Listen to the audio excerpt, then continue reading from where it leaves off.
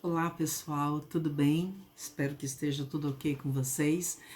E eu resolvi fazer uma espécie de uma apresentação, de uma mini palestra, né?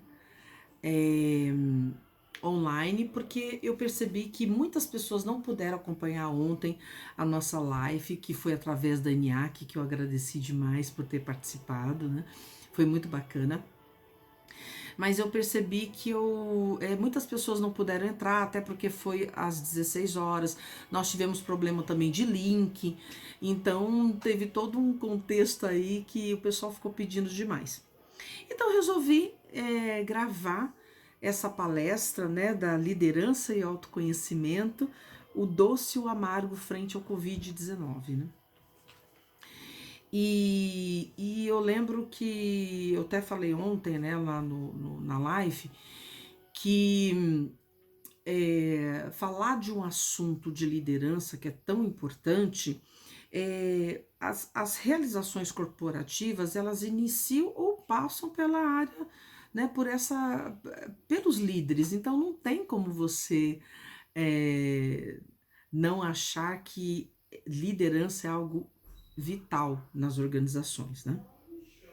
Bom, frente a isso, eu pergunto, será que, né, eu tenho falado muito isso, será que para você ser um líder, você necessariamente precisa ter uma equipe? Acredito que não, né? Porque você pode ser líder da sua vida, líder de um projeto, líder de si mesmo, mas é através dos seus comportamentos e das suas atitudes que você leva a uma empresa, né? Ou seja, as pessoas que têm o cargo de decisão olharem conforme você soluciona, né, os problemas, assim a ter uma oportunidade de ter um cargo de comando, de liderança. Então, tudo é a forma como você também se expressa e você soluciona as problemáticas do cotidiano, né? Bom, como foi que eu montei essa palestra, né? Em 2015 eu fui convidada por um grande amigo, Rafael Herman, publicitário, professor universitário, de um projeto que se chamava Coach com Cinema e Pipoca. Ou seja, o convite era, você escolhe uma cena de filme e através dessa cena de filme você escreve um capítulo de livro, né?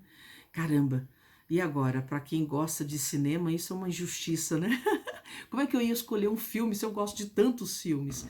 E aí o meu critério de escolha foi o melhor ator, vamos dizer assim, ou atriz, né? E aí vem Morgan Freeman sempre, não importa o filme que ele faça, é, é, ele é maravilhoso, né? Ele consegue incorporar ali o personagem, é muito bacana. E aí, como eu já queria falar um pouquinho dessa questão de liderança, eu terminei escolhendo o filme Invictus, que fala da vida de Nelson Mandela, né? Assim, a passa sobre, relata, né, sobre a vitória dos Springboks, que é o time de rugby da África do Sul, que acontece em 2095, aliás, né? E aí, assim, como é que você vê Nelson Mandela, né? Assim, me chama muito a atenção o filme A Paixão, como ele trata as coisas, né? Ele trata de uma forma tão maravilhosa, com tanta intensidade, né? E o que é a paixão, né, gente? Eu costumo brincar que você vai dormir 2 horas da manhã, acorda às 5, bate o dedinho na quina da cama e tá tudo bem. Vai pro farol, tá dirigindo, o cara mete a buzina atrás de você, você abre a mão, não faz outro gesto, né? Tudo bem, tá tranquilo. Você tem disposição, você tem alegria, você tem dedicação. Então, quando você é um líder que você apresenta todos esses atributos, provavelmente você vai vamos dizer assim, boa parte, né, que acontece isso, não é sempre, mas você vai conseguir retirar o melhor das pessoas. Ao contrário, quando você também não é esse líder bacana, quando você também é um cara rabugento, de mal com a vida, é mal-humorado, tudo tá ruim, fala mal de todo mundo, você vai conseguir extrair o pior da sua equipe, né? Então, Nelson Mandela sabia fazer isso de uma forma muito positiva, né? Muito bacana.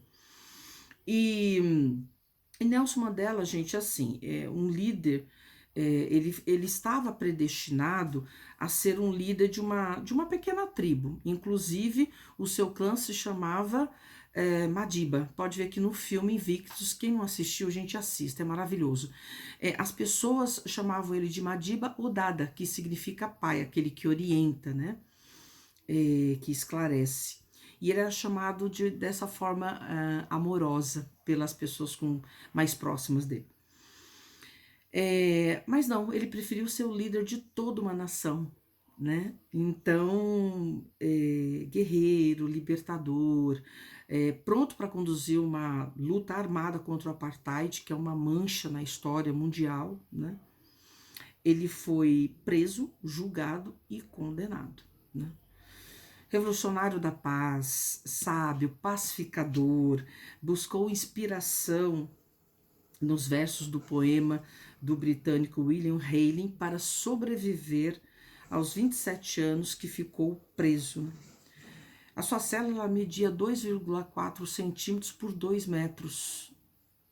Muito pequena, esse quarto aqui é muito maior, né? As pessoas que estão confinadas, que estão se sentindo enclausuradas, você imagine. E o colchão dele era um tapete de palha, né? Então você imagine a dedicação desse homem, né? Então, assim, ele podia ter saído da prisão um homem amargurado, com ódio, com rancor, com mágoa, mas não, ele superou tudo isso e se transformou presidente da África do Sul e ainda ganhou o Prêmio Nobel em 93, Prêmio Nobel da Paz em 93 e presidiu a África do Sul de 94 a 99. Muito bem. Como é que ele chega no time do rugby, né? Porque a história, o enredo do filme passa pela questão dos Springboks, né? Ele foi assistir gente, ele foi assistir um jogo dos Springboks e ele percebeu que os negros torcedores, eles torciam pro adversário, em vez de torcer pro time da África do Sul, né? Então, por quê? Porque os Springboks, eles representavam ainda a discriminação, o preconceito, não representavam eles. Então, ele percebeu que ele podia unir os povos, né? Unir as pessoas, a nação, pelo esporte, porque o esporte ele tem esse dom, né? Então, ele chama o François Pienaar, que é o capitão dos Springboks, e ele faz uma primeira pergunta. François, qual é o seu estilo de liderança? O que ele responde? Pelo exemplo, Senhor, sempre pelo exemplo. E Mandela diz, muito bem, você está muito certo. Então, o time dos Springboks, eles estavam desacreditados, desmoralizados, chacoteados, todo mundo tirava barato, né? A Copa do Mundo de rugby ia ser na África do Sul. Então, o pessoal falava, a gente só entrou porque nós que vamos sediar a Copa, né? Então, eles estavam totalmente desmotivados. E Nelson Mandela, ele começou a trabalhar elementos essenciais com o time, né? Ele começou a ter todo um cuidado de fazer o quê? Ele começou a trabalhar a autoestima dessas pessoas, né? Então ele trabalhou o quê? Quais foram pontos importantes que ele trabalhou? Ele trabalhou a questão do comportamento, ou seja, da ação, ele trabalhou brio, ele trabalhou honra, ele trabalhou inspiração, porque eles foram estudar também a vida de Mandela, né? Quando eles viram que ele ficou 27 anos preso, o tamanho da cela, o que ele fazia. Então, o Mandela também era uma inspiração. E tem uma coisa muito importante, gente, na liderança que eu passo para vocês. Mandela, ele conhecia a fundo as pessoas que trabalhavam com ele, né? Então, assim,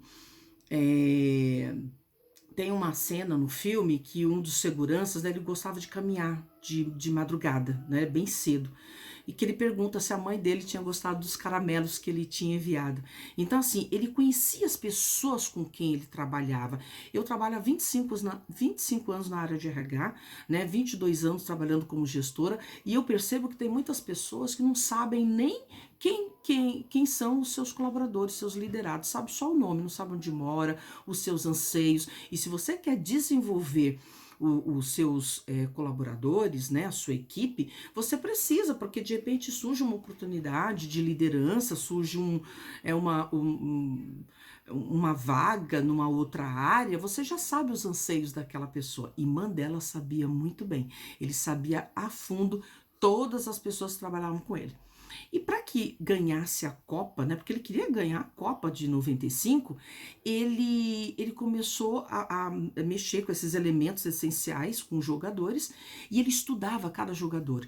Então, assim, ele no carro com a assessora dele, ele ia treinando as figuras e os nomes, o que fazia, e ele ia nos treinos. E chegando lá, ele falava com os determinados jogadores, né? E aí, o joelho já melhorou, o calcanhar? Eles ficavam assustados, assim, nossa, como o presidente sabe sobre minha vida. Então, isso é muito bacana, né? Isso é respeito, isso é cuidado, isso é carinho. E ele pediu para o time também ir para as comunidades, para os lugares mais carentes. E lá, toda aquela molecada toda, eles eram ídolos, né? Então isso foi mexendo com a autoestima. Então olha só como Mandela, ele era extremamente inteligente, ele soube como fazer isso, né? Então foi através de todo esse movimento, esses treinos, né, que ele conseguiu levar os jogadores a ganhar a Copa do Mundo. Eles conseguiram ganhar aos fortes, os temíveis All Blacks, que é o time da Nova Zelândia, até então o melhor time de rugby, né? Agora, para que eu também, gente, possa, né, ser um bom líder, uma coisa é extremamente importante, né? Você precisa trabalhar a questão do equilíbrio. Equilíbrio é fácil, Marília? Não, não é fácil não, gente, não é fácil.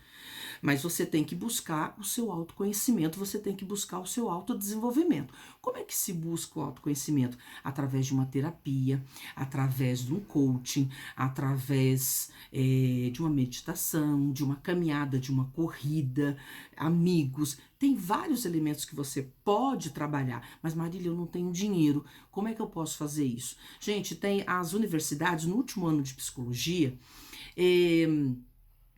os alunos que estão no 5º ano, eles já passaram por toda a teoria, então eles estão já com a prática e eles são supervisionados por professores experientes. Então existe uma espécie de um atendimento às pessoas que não têm muita condição de pagar uma terapia. Você tem o SUS, não agora enquanto está essa pandemia, né? Mas você tem o SUS, quem tem convênio médico pela ANS, Agência Nacional de Saúde, os convênios precisam, né? Tem que ter psicólogo. Ah, Marília, mas a terapia é só meia hora, não é 1 hora. Melhor meia hora do que não ter nada, né? E o autodesenvolvimento? Gente, o autodesenvolvimento é seu. A escritora Marilyn Ferguson, ela diz que a motivação, a porta, né, a maçaneta tá do lado de dentro, não tá do lado de fora. Então, se eu quero me desenvolver, eu tenho que buscar a minha motivação e não pegar esse controle remoto que tenho que mudar os canais e entregar na mão do outro. Porque aí o outro ele vai fazer você de marionete, ele vai fazer o que ele quer. A motivação é sua. Costumo brincar nas minhas aulas, na universidade, que é a mesma coisa quando você está com dor de cabeça e você pede para alguém tomar o comprimido para você. Não vai passar, né? Quem tem que tomar a dose é você. Então, as empresas aí, elas têm que se virarem, né? Tem que se requebrar para não perder o talento, né? Mas quem são os talentos? Aqueles que buscam o seu melhoramento, tá? Não são aquelas pessoas que ficam paradas, não. Aí sim você vai ter o equilíbrio entre a emoção e a razão, né? Porque esse é o nosso grande desafio, né? O nosso desafio diário. Mas, para tudo isso, para finalizar essa parte da liderança, né? Você precisa ter muita ousadia, né? Você precisa encarar a vulnerabilidade, né? Só é vulnerável aquele que tem coragem. Não adianta você falar, eu tô com medo, acho que não vai dar certo. Tudo bem. Quando não der certo, aí você chora, você reclama, sapateia, mas enquanto não, você tem que se arriscar. Quando eu, em 98, a primeira vez que eu fui ser gerente de RH, eu não tinha toda essa experiência, mas quando me deram o convite, eu aceitei na mesma hora, não titubeei, né? Eu falei, eu vou estudar, eu vou procurar, vou fazer network, benchmark, mas eu vou conseguir. E aí foi.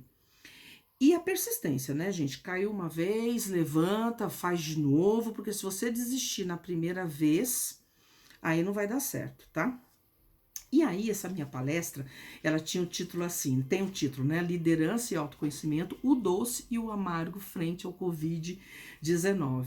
Então, é assim, gente, quando a gente chega na parte de falar do doce, né? Eu deixei o Covid bem pequenininho, que eu não quero dar ibope para ele. Eu coloquei até umas imagens de uns cupcakes, ficou bem bonito. Até uns 50 dias atrás, acho que não chegou nos 50 dias, né? Nós não imaginávamos como que a nossa vida ia mudar tanto, né? Então, assim, em menos de um mês nós fomos pegos de surpresa e de repente a sua sala foi montado um escritório, o seu quarto também, e aí o filho que você levava para a escola de manhã e depois alguém pegava no meio período da escolinha, ou ficava o dia ficava integral, né? Está junto com você fazendo as atividades. Ao meio disso você tem, às vezes tem pessoas que os pais moram juntos, avós, né? E eles são fujões porque eles estão acostumados a ir no mercado e vai na farmácia e vai no posto. Você imagina eles também enclausurados, né? Sendo grupo de risco, né? Em meio a tudo isso, você tem o carro do gás, você tem o carro do ovo, você tem o cachorro latindo, enfim, gente, virou uma parafernália, né? E o seu chefe e sua equipe pedindo, né, para que você dê conta de tudo isso, né? E ainda tem que dar um tempinho para você ser Masterchef, fazer os bolos, os doces, os pães e ficar postando nas redes sociais. E as lives dos sertanejos, dos cantores, live internacional, de samba, enfim. É tudo junto e misturado, gente. Chega uma hora que você explode. Você explode assim, literalmente, né? É muita coisa. Além que as pessoas estão perdendo a noção de tempo trabalhando das 7 até as 23 horas.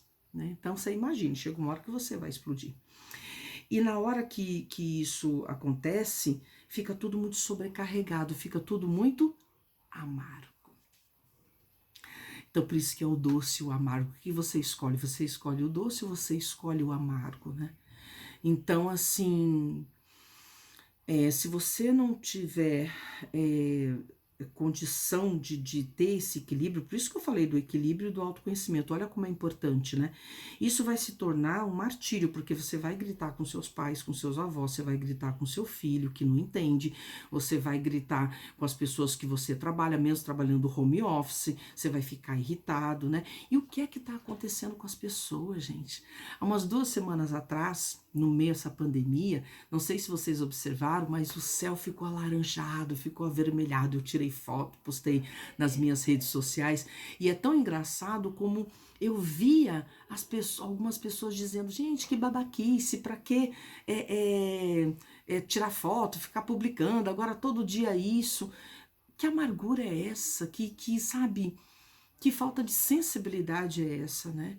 A gente não pode ir por essa linha, fica muito complicado, né? Então, por isso que é muito importante você ter um planejamento, você dividir as suas tarefas, né? Fazer uma cartilha de home office para você, para as pessoas que você gosta, para as suas equipes, compartilhar isso, né? Porque senão o remédio tomado de forma errada, ele vira veneno. E o que é que mata? A dose. Então, se você não souber dosar isso daí, você vai se prejudicar e vai prejudicar outras pessoas também, né? Então, assim, é necessário que você faça um planejamento, né, diário, a que horas que você acorda, que horas que eu vou ficar com o filho, que horas que eu vou dar atenção para os meus pais, que horas que eu vou trabalhar, que horas que eu vou encerrar o expediente, a hora que eu vou cuidar de mim, vou fazer também, vou assistir os programas, né, vou fazer os Masterchef, cozinhar, porque você não pode embrutecer o coração. Se você embrutecer o coração nesse momento que está todo mundo instável, está sensível, vai ficar muito complicado, né? Eu vejo pessoas que moram sozinhas, né? Gente, não é isso. Assim, não estou dizendo que todas as pessoas que moram sozinhas estão com problema, mas eu vejo muitas pessoas mencionarem que está difícil, que está complicado, né? Porque lidar consigo próprio é difícil, né?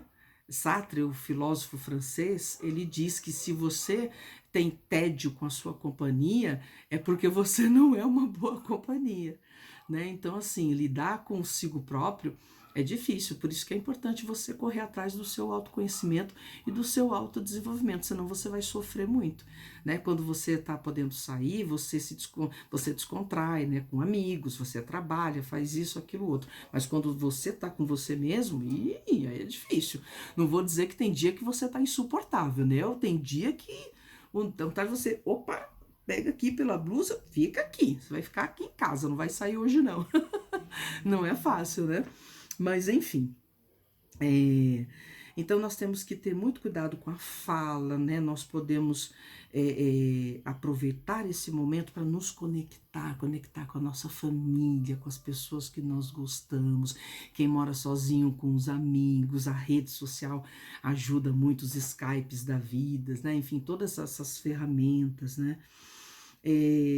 Conversar mais, você pode assistir filme, você pode assistir TV, você pode almoçar com os familiares, tomar café, jantar, só que toma cuidado com a dose, né? Eu assisti todas as séries, assisti todos os filmes, fiz todas as receitas de bolo.